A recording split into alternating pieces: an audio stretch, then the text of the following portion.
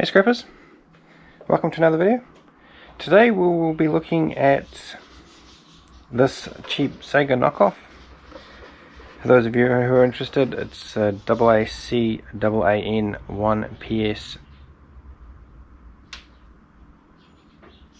5Xs, and see what's inside.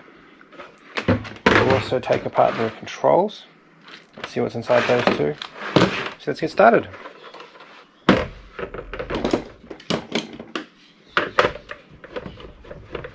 And if anyone's curious, no, it doesn't work. It was left out in the rain, so I wasn't even going to bother trying to see if it was fixable.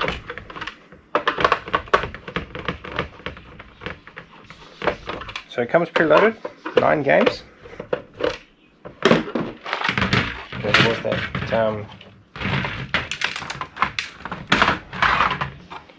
and there you go, guys. That's essentially what's inside a modern console with a bit of retro attributes to it with modern tech.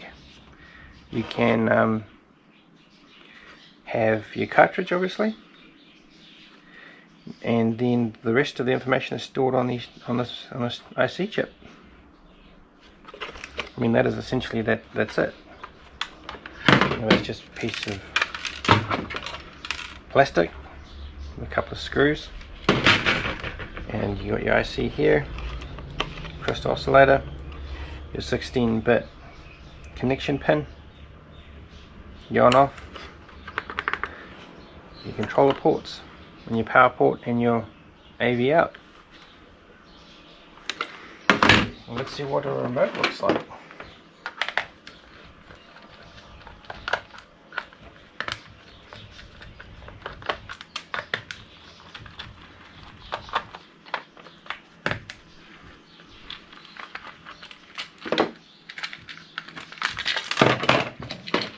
Essentially, again, just pretty much now I'm not sure if these would be silver or even silver plated. Contacts on the pad here, an LED, you know, and a circuit board. Really, that's pretty much it. So we'll start by removing all of these wires, and I'll hold on to this LED, and then yeah, I'll put it aside. Hopefully they are, or maybe they're just tin plated rather than silver plated or anything like that, but I'll put that aside in the meantime, and the rest is just plastic,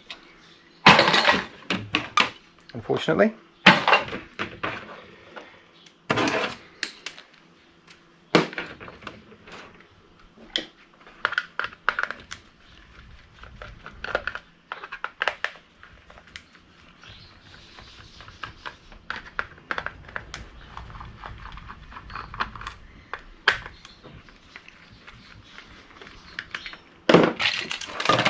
Same again.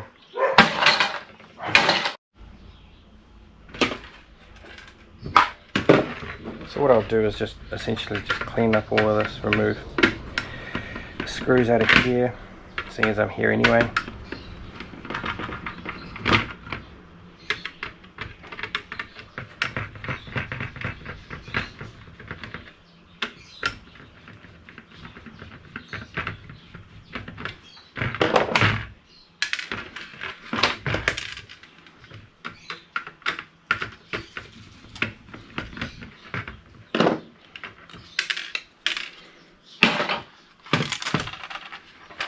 And then that's pretty much just rubbish now, guys. Not even recyclable. There's no symbols or anything on there. I'll just remove the springs.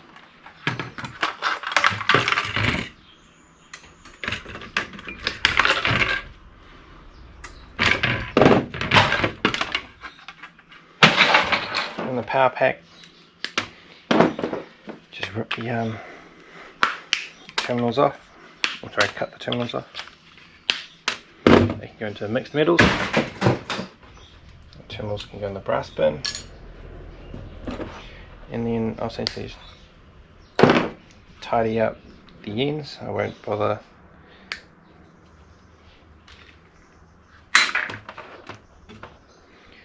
scrapyard that I use, unfortunately, stipulates that the ends need to be chopped off.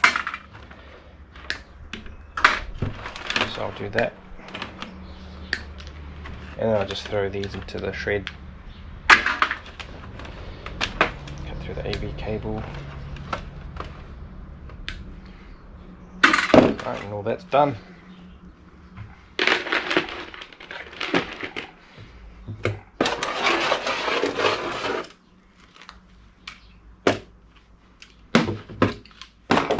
And last but not least,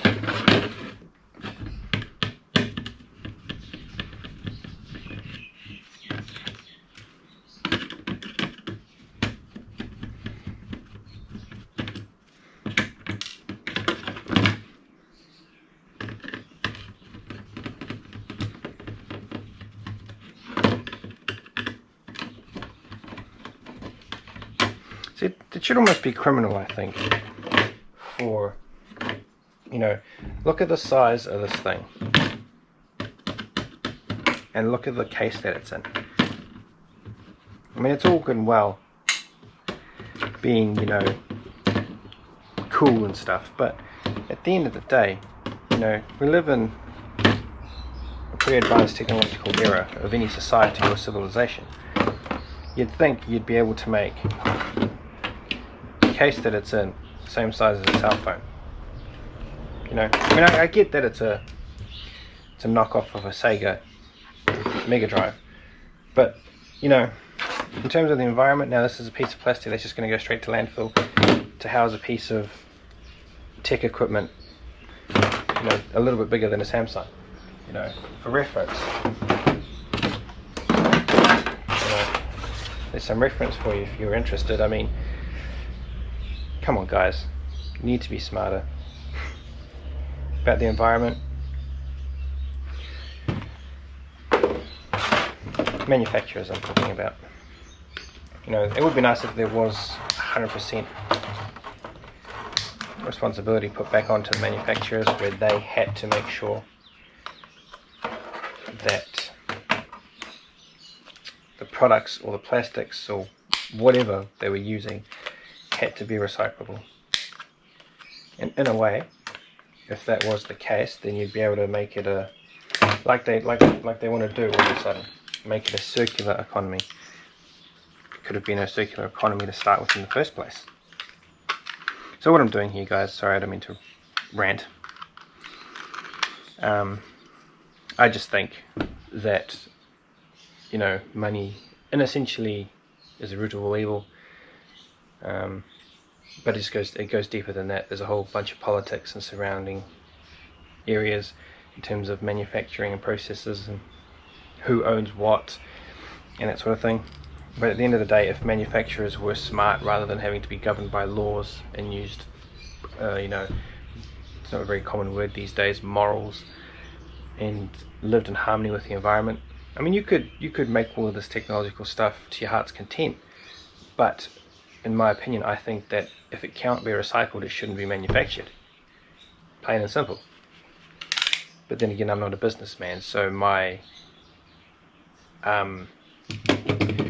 wants is the environment over that of corporations. But here, guys, so what I'm doing here, guys, is just I'm going to remove this chip, this little IC here, and then pretty much just put this in the circuit board pile, because I don't know if they'll be, I doubt this being a cheap knockoff of a SEGA will be gold plated or even silver plated in there. It just looks like nickel or something like that.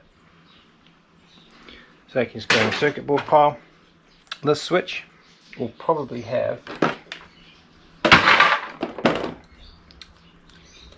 silver contacts, perhaps.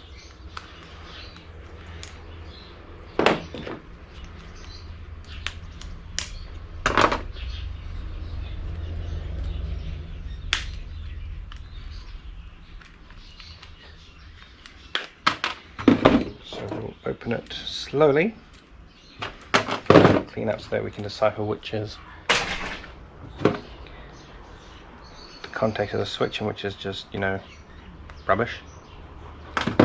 So is it those parts that are possibly silver plated or are silver,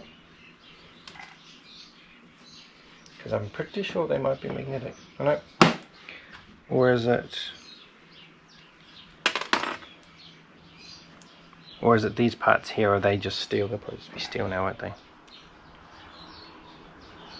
Maybe just. So could you let me know as well in there which part was silver, if it's this part here that's silver, or if it's these two pieces here that are silver, or even just silver plated. It'd be greatly appreciated. In the meantime, guys, that's it. Sorry it wasn't a little bit more interesting, but you know, it is the world we live in. Microchips and ICs and everything like that take up far less space than the original technology did. So as you saw, there wasn't a heck of a lot in there. Actually, there probably wasn't anything in there of value apart from some little bits of cable and the old IC. So I hope that was a bit of fun. I hope you were as shocked as I was to see what was not in there. Look after yourselves, and I'll catch you all in the next one. Cheers!